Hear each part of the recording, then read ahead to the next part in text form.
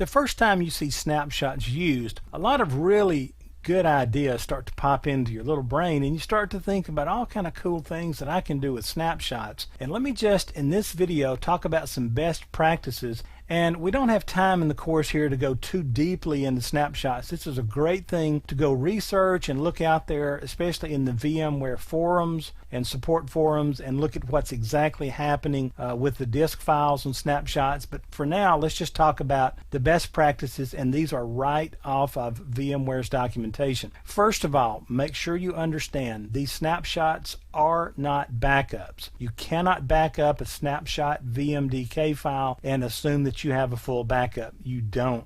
If you remember, if you go back and look in the creating snapshots video, it was a two-parter. I actually drug the file information, the Windows Explorer information up there, and showed you how the VMDK files were being, it looks like they're duplicated, but you know, one's 2.5 gig, one's only about 5 megabytes, and those snapshot VMDKs are not copies of the entire VMDK. So the snapshot file is only really a change log. If you have database experience, think of this snapshot file as like a transaction log, and you'll know exactly what I'm thinking about when I'm talking about. If you don't know what that is, don't worry about it. We'll just move right along. Snapshots, to beat a dead horse one more time, are not complete copies of the original VMDK disk files. Now, snapshot files can grow very large because your virtual machine storage file size increases by the original size of your virtual machine multiplied by the number of snapshots on the virtual machine. And so every change gets multiplied, and this can create quite an interesting situation for you. Now, VMware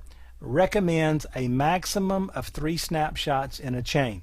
Now, why? Because there can be all kinds of data issues that crop up. A single snapshot should not be used for more than 24 to 72 hours. And really what they're trying to do here is not have you OD on these things and put snapshots everywhere out there, because if the files grow very large, then committing changes to the original virtual machine or deleting the snapshots can take a very long time. And we're talking about hours and hours. There's all kind of horror stories out there on the internet and in the forum support files about people who had VMs that were huge, and it took 10 hours, 11 hours to delete the snapshots, and so be very careful with that. Also, be very, very careful about using snapshots on high transaction servers. We're talking about things like email and database servers. Also, if you've got a virtual machine that's got an ongoing connection and you're doing something over the network with another machine, and you take a snapshot of it, when you open and revert back to that snapshot,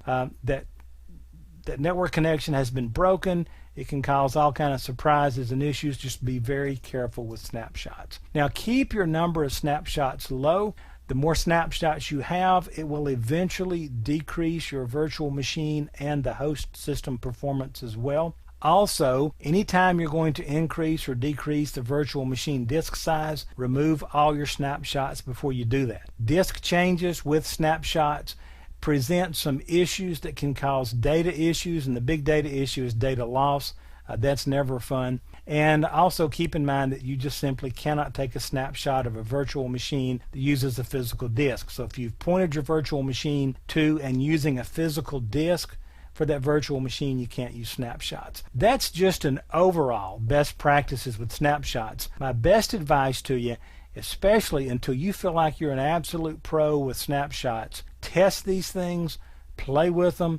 Go back and watch my 2-part video on creating snapshots. I'll show you a little exercise about how to drop things on the desktop and build multiple snapshots and play with them. Go through that a little while. Make sure you get real comfortable with these things. Great idea, great technology, but there's definite places you can use this. There's definite places you can shoot yourself in the foot with it. And so you just have to educate yourself. And this is probably a good place to nerd out a little bit, dig around out there in the forum, and try to understand a little more about what's happening with these things. So anyway, there's your best practices according to VMware on snapshots.